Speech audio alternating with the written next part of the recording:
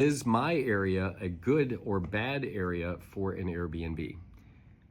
I get this question a lot with investors. They're like, I don't know if I should put an Airbnb here.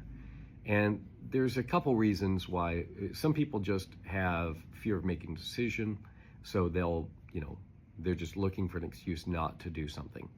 It depends is the answer.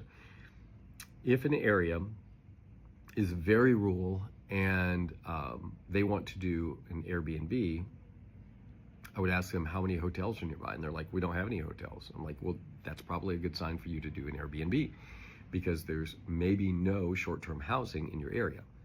I also recommend that they would look at a service called AirDNA. AirDNA is a service that lets you know what price range you can expect for an Airbnb in your region.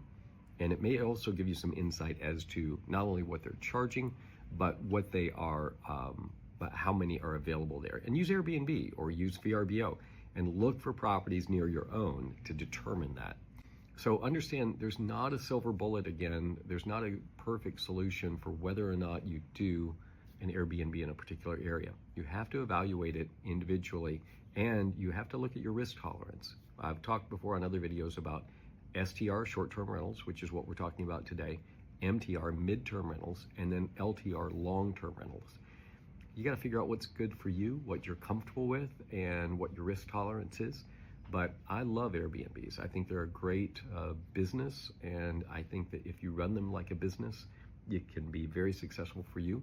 My name is Shawn Wilmoth. I am a broker extraordinaire licensed in the state of Tennessee. Feel free to reach out to me and comment below if you have an Airbnb in a bad location, you hate it and you had to switch to a long-term rental. Not a bad option, just saying. If that happens, you can switch.